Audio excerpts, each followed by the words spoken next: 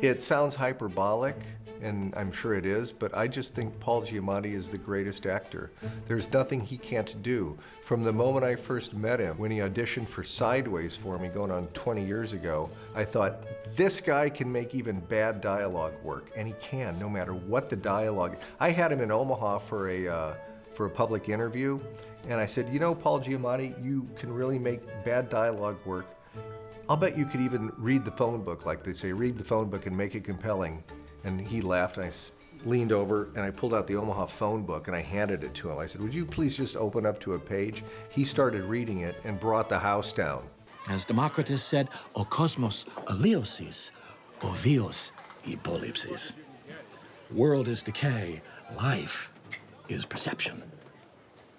They shut down then for the holidays? Do they open or?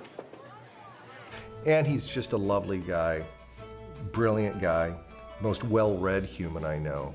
When we did Sideways, I was like, am I being too, is there too weirdly wide a range I'm doing here? With some of this stuff I'm very kind of subtle, and in some of it I'm very broad. But then it all knit together really well. And it's unique, and it's hard to do, very hard to do, to pull off that mix. Well, the part was written for him. Every take Paul Giamatti does is completely truthful and completely new. And sometimes even after I know we have takes good enough to put into the movie, I'll do a couple more takes just because it's so fun. Because it's just so fun to watch him, and I just want to see what else is rattling around inside there. Cut. Great. Okay. Anything else you want to do? I mean, you got it. Yeah, I think so. One more. One more. Going again? Paul is just such a joy, and he's fantastic at his job and his work, and yet at the same time he doesn't take it too serious and can have fun, and it makes me then feel comfortable to play and to try as many things as possible. But I love right before they say action, I'll peek a look and you'll see him just like morph and fall into place, into his character. First off, the guy is, he is an inspiration, and he's just incredible to watch perform, because we all know Paul just from him being like friendly to us and everything, but as soon as that camera rolls, you can totally see him turn from Paul Giamatti into Paul Hunnam. It's this total teacher thing that you're like, okay, this guy's a total jerk. I can't fail this class. Oh, don't sell yourself short, Mr. Coates. I truly believe that you can. Alexander came in and whispered a direction that I did not hear. But you just see him go from kind of like anxiety, frustration, hope, immense affection, kind of protectiveness, loss, and regret. Like 7 things, like boom, boom, boom, boom, boom, boom, boom. And I'm just like, you know, and I'm getting all choked up watching this, and I'm going, hasn't said a word, hasn't moved his head.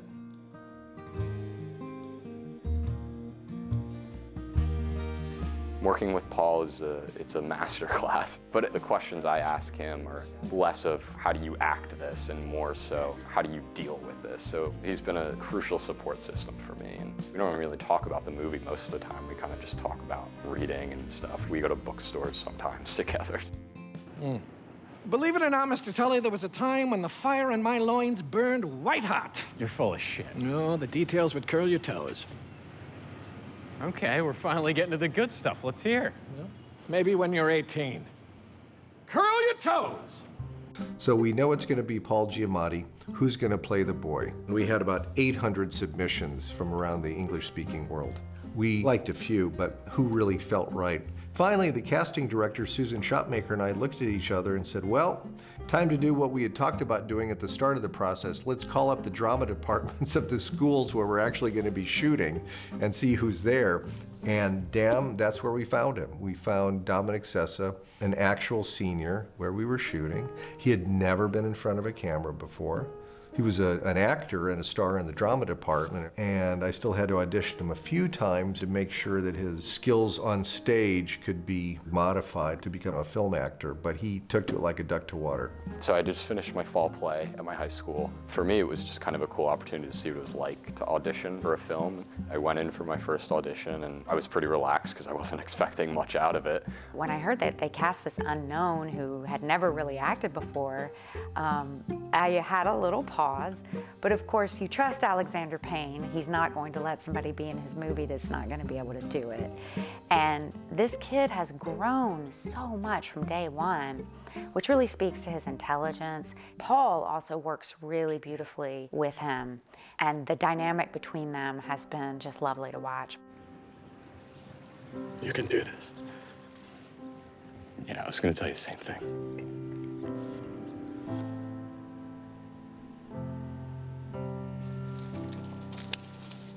Dominic is amazing. It's been one of the most amazing parts of this is working with him. And to watch him where he's come over the course of this is astonishing, actually. I've never seen anything quite like it. At first there was a sense of like, well, I can sort of help him along, maybe give him some pointers, which felt like a kind of teacher-student thing. But very quickly he didn't need my help at all. I mean, he's fantastic. He's just an amazing person too. I really like hanging out with him. I would say what I'm the most impressed with is the human being that he is. He's so kind and gentle and very intelligent, and there's an old soul about him. I remember in the very beginning when we were just doing table reads, and we still had at least 2, if not 3 weeks before filming. He was already off book. I was not off book. So I was very impressed. I was a hockey player coming into high school. That's why I came to boarding school in Massachusetts. I wanted to play prep school hockey. But then I just, too many injuries. I actually broke my femur skateboarding, and the concussion I got from that ended up being the problem. And there was a show they were doing. It was like, if I could memorize lines in a script, then I can rehab this concussion. I had learned the script so well at that point that I just auditioned for the show and did it. I like to get actors with good comic chops to play dramatic characters. Comic actors have a sense of rhythm and kind of keep things aloft without cheapening the emotions, on the contrary. So you just get this for everybody? I had seen Divide Joy Randolph and enjoyed her immensely in Dolomite Is My Name. So she was among the actors I met for that part, and I just kind of fell in love with her. When he told me he was casting Divine, I was very excited. And she's been everything I hoped she would be and more, and she's a lot of fun and very creative. There's a genuine affection between Divine and Paul that was sort of mirrored and amplified when the cameras were rolling. She just brings a really special energy, I think, to my acting in particular. Carrie Preston, who plays Miss Lydia Crane in the film, to my shame, I didn't know who she was before she auditioned. I don't watch a lot of contemporary movies. I watch old movies, and I watch even less TV, much less network TV, where she had won Emmys for The Good Wife. She auditioned and just impressed me deeply, and even more so after working with her. She's one of these people who it's precise and free at the same time. It's like just perfect. My character, Angus Tully, I'd say definitely a very damaged kid. Being at a boarding school, I can understand how heartbreaking that would be to be ready for break and then have your own parents tell you that you can't come home for Christmas. I remember Alexander telling me something Jack Nicholson told him was, when you take a role, you're 90% already the person, and it's just that other 10% you kind of have to work on, and definitely feel like I resonated with the character in a lot of ways. I do relate with Jason. I grew up playing football. Jason's an incredible athlete. Do you consider yourself an incredible athlete? I am an incredible athlete. Yes, I don't relate to him in the nerdy aspect. I wouldn't put myself in that category. I don't go out of my way to study. I did have to study some Korean culture, especially with the accent, which was really hard for me. I did have some coaching, and I did spend a lot of time working on that. My family is in Korea, and they think it's too far for me to travel alone. But I also do go to boarding school, and I was really homesick, actually, the last few weeks before coming here, so I can really identify with that. It's like 15 degrees outside, and the Romans bathed naked in the freezing Tiber. Adversity builds character, Mr. Tully. Alexander Payne's a humanist. He wants to tell the human story, and he wants to see people in all their flawed glory. It's one of those characters, he's unliked, but he's not unlikable. To walk that line of making him kind of a jerk, but a charming jerk, and a jerk with a kind of sense of humor, even about himself. It's all built into the script, which is nice. He finds his heroism in the context of sacrifice, quiet, everyday heroism that changes lives. It was my idea. He didn't trick me or slip the leash. My favorite moments are the moments when I do absolutely nothing. I just stand back off to the side of the set and watch a really gifted director with these inspired actors. Let's roll. Okay, stand by for picture.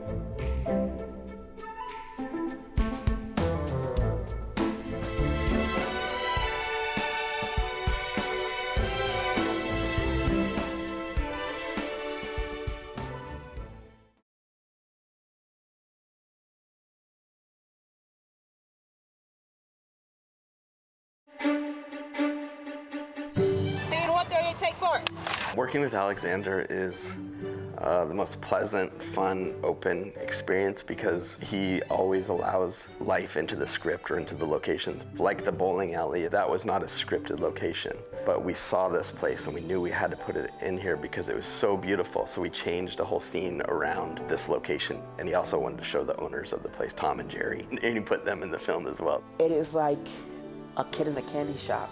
He truly loves this, truly. And he's giddy, and sometimes in between takes, he'll be dancing and smiling or clapping his hands like, you know what I mean, a little kid. He's an amazingly good host, and he's even more of that. Like his love of every aspect of the thing, and for every person, and every department, and every extra, and he learns everybody's names. He learns all the extras' names. And Ben, and what did you say, you're Eric? Eric, yeah, slightly behind him, okay? It's even more of that than there was before. It was lovely working with Paula in this one precisely because we had that history 18 years ago making Sideways. And some crew people commented to me about the few times I actually need to direct him, to tell him something, I could do so with a look or a grunt. Sometimes there's explicit communication, but oftentimes it's almost monosyllabic because they know each other so well. They'll be like, cut, you know, just more, a little bit, yeah. And you could maybe yes, and then not no, but more of the other thing, precisely. And action. I keep thinking about, is it different? He was a little bit more strict a long time ago about like, but he's less so now. Oh, Paul, sorry. Oh, no, cut. Oh, I'm so sorry. I'm so sorry. Back to one, please.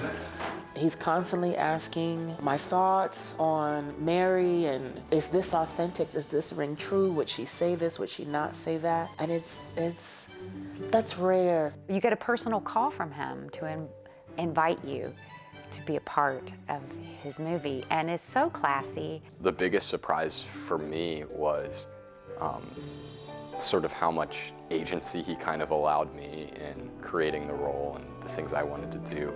Brady learned how to smoke a joint. Yeah, I will say that was probably He's a certified joint smoker right now. It was that was a really interesting day.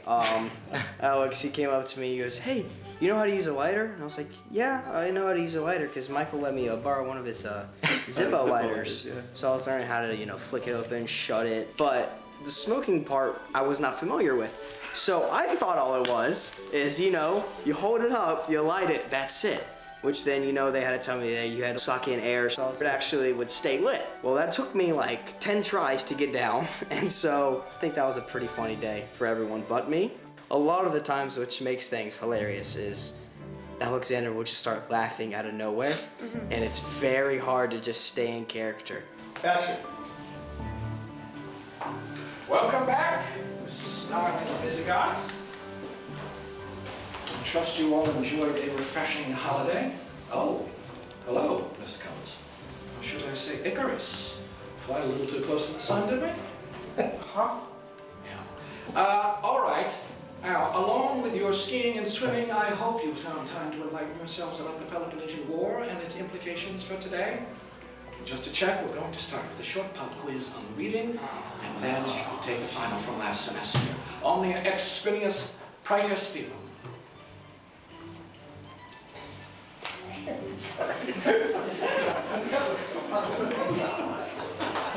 I kind of feel like I went to film school on Alexander's back, in that, like, you know, he would make these references. He'd want something kind of tonally or visually, or he'd, you know, kind of want a narrative moment that, as opposed to try to unpack it verbally, he'd just be like, John Garfield, you know, all right. Michael Curtiz, point of no return, 1950, midpoint forward, click. Like, what? Hello? We set up a FaceTime interview, and within 5 minutes, we were like laughing so much together. And he also was saying, did somebody tell you to answer these questions this way? And it was just like an instant connection of how we like to do things. We both prefer to find locations with existing character. Turns out change often comes slowly to New England, so we were able to find a lot of locations. Alexander has made a 70s movie. How it's presented, how it's shot. To create 1970, we start with a location that has period architecture, typically 1960 or earlier. And then from there, we start talking colors, tones, and then the details all come through set dressing for us, especially when we're building a character like Paul. There is a layer of neglect because Paul's stuck. Philistines. The set decorator, Marcus, is so good with those details, and he's one of those guys, he just never stopped. I know he's working on the weekends, and he's lying to me about it. He's the guy who finds like those desks and the books that are on the bookshelves. He's so passionate and so good and so thoughtful. Like yesterday in Paul's classroom, I looked in Paul's desk, something that we would never see, but each drawer was dressed with appropriate things that would be in the drawer, just in case Paul were to look in there or something so he wouldn't be taken out of the scene. Igor Brill is our cinematographer. He is Danish, and he seems to do everything. He operates, he lights. I think it's good. Okay, good. Igor's work, it's super cool. I look at the dailies, I'm like, wow, it does look like a 1970 film in the way that he's choosing to shoot it with lenses and how undersaturated the colors are. David Fincher had described him to me as the hardest working cinematographer he had ever worked with. And coming from David Fincher, I knew that was something.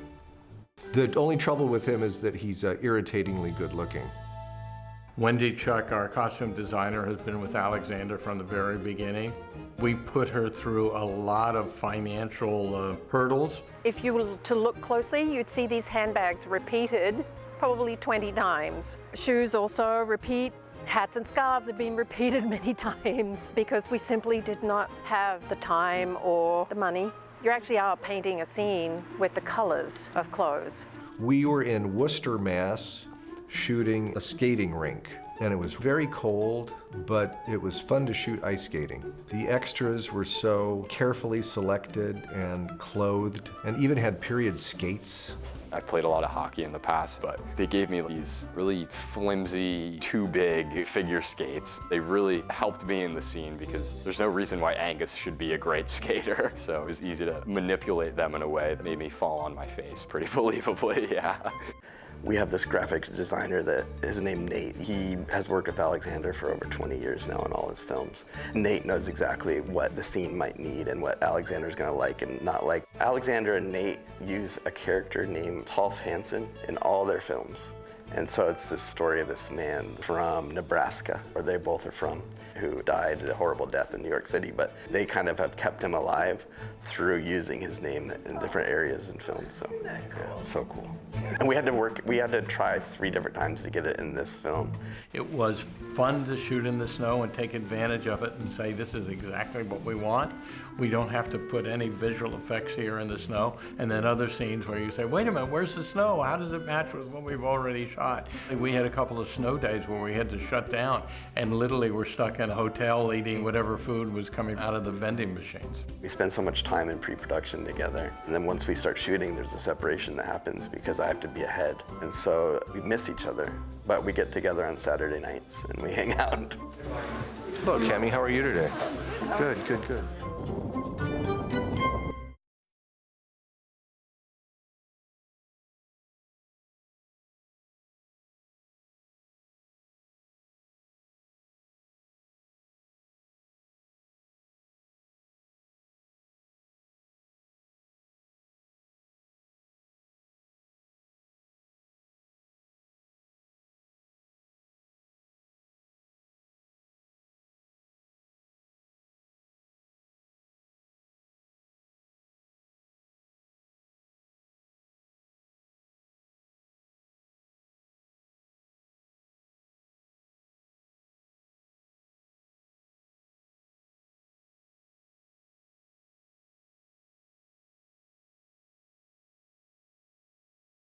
We do it every year. They're taking our Christmas tree. This is the most bullshit ever.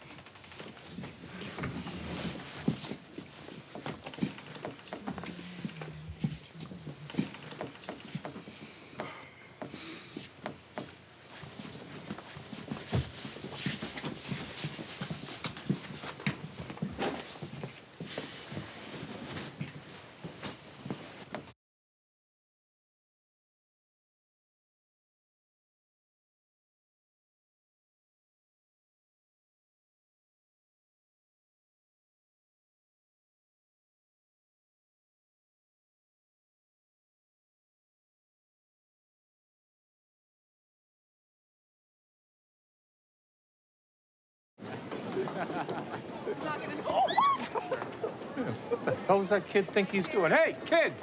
This isn't the Olympics. Knock it off. Excuse me.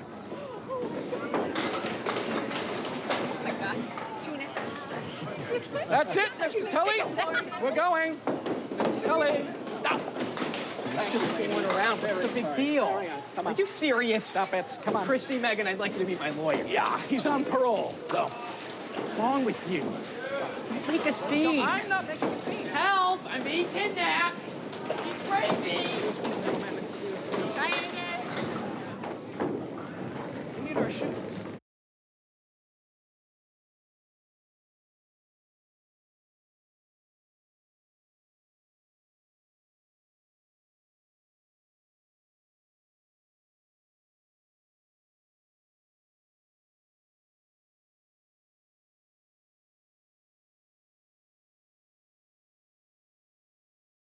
Oh, very hot. It's very hot. Oh, sorry. Yes.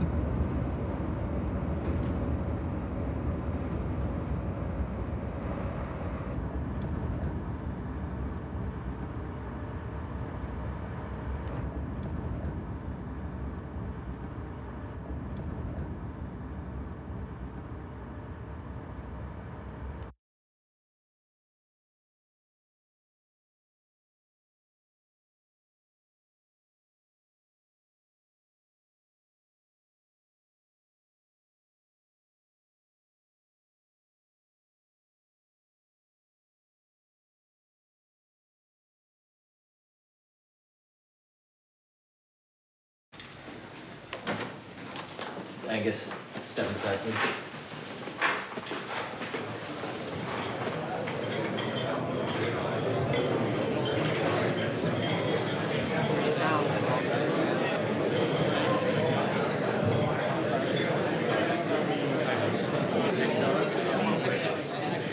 Poor bastard hasn't stuck his head up all week. Can you blame him? Shit-canned after 30 years. By the way, he also got stuck covering his classes the rest of the semester. What the hell do you know about ancient history? Well, I suppose it's high time I learned. Poetic justice. Hey, who's getting his apartment? Hendershot. Once they fumigate.